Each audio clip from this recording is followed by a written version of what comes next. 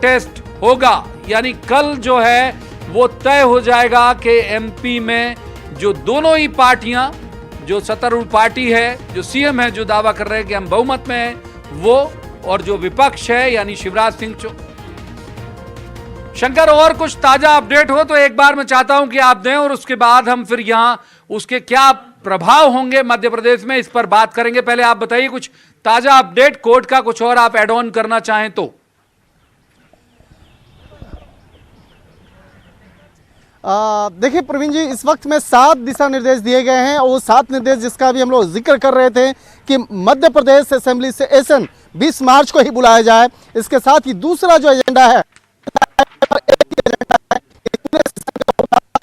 सरकार के पास पूर्ण बहुमत है या नहीं। तीसरा जो एजेंडा है वो बताया गया है हाथ उठाकर मतदान करना है। और चौथा वीडियोग्राफी और लाइव टेलीकास्ट। लाइव टेलीकास्ट, देखिए ये शब्द जो है अभी तक नहीं आया था।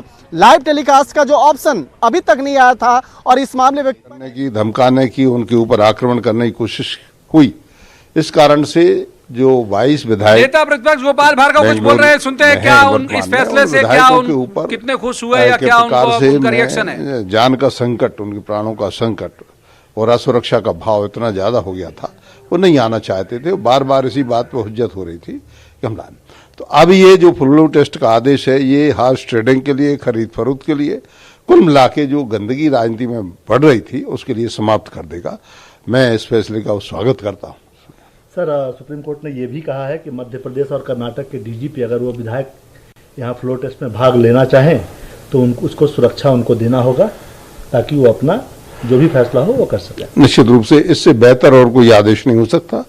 यदि विधायक जैसा वो कह रहे हैं, पहले वीडियो कॉन्फ्रेंसिंग में भी उन्होंने कहा, आपके चैनल और टीवी के माध्यम से उन्होंने कहा है कि वो इस फ्लोर टेस्ट में भाग नहीं लेना चाहते, क्योंकि जब तक उनकी जान की हिफाजत सुरक्षित नहीं की जाए तब तक वो नहीं करना चाहते। तो इस कारण से मैं अब सोचता हूं कि वो विधायकों की मर्जी के ऊपर, उनके संवेग के ऊपर और उनके साहस के ऊपर है कि वो वास्तव में कितना यहाँ आने का हौसला रखते, इच्छा रखते, या अपने आप को कितना सुरक्षित महसूस करते हैं।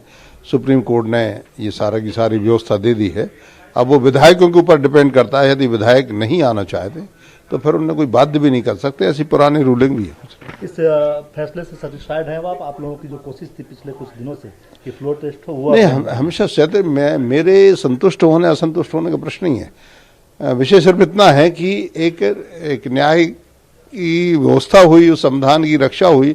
लगातार जो गवर्नर साहब कह रहे थे और अवहेलना हो रही थी। तो आप सुन रहे थे गोपाल भार्गव जो नेता प्रतिपक्ष हैं, वो महत्वपूर्ण बात वो कर रहे थे कि उन्होंने अपना इस फैसले के प्रति अपनी खुशी जाहिर की, और जाहिर सी बात है कि बीजेपी ये मांग लगातार कर भी रही थी। ये उनका आपने देखा कि वो कह रहे हैं कि ये उनके लिए स्वागत योग्य फैसला है, ये ठीक फैसला है। और उसके बाद आगे के सवालात जो हैं वो सियासत से जुड़े हुए हैं, जो हम कई बार पहले भी सुन चुके हैं। तो जो दर्शकों के लिए बड़ी खबर हम बता दें कि 7 बिंदु तय किए हैं सुप्रीम कोर्ट ने फ्लोर टेस्ट के लिए। पहला कि असेंबली सेशन जो है वो 20 मार्च को बुलाया जाएगा। केवल एक एजेंडे पर बात होगी, क्या सरकार को बहुमत है, यानी फ्लोर टेस्ट होगा केवल, और कुछ भी नहीं होगा। हाथ उठा के वोटिंग कराई जाएगी। जितने भी सदन में सदस्य मौजूद हैं उनसे वोटिंग हाथ उठा के कराई जाएगी।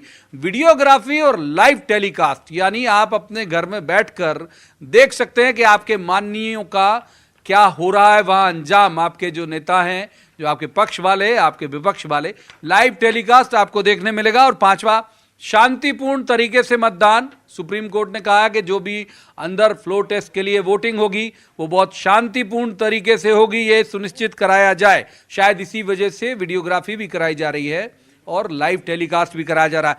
छठा जो महत्वपूर्ण है बिंदु वो है कि शाम 5 बजे से पहले तक इस पूरी प्रक्रिया को संपन्न करा लेना अनिवार्य होगा। यानी 5 बजे से पहले ही फ्लोर टेस्ट हो जाएगा और ये तय हो जाएगा कि सरकार बची है या चली गई।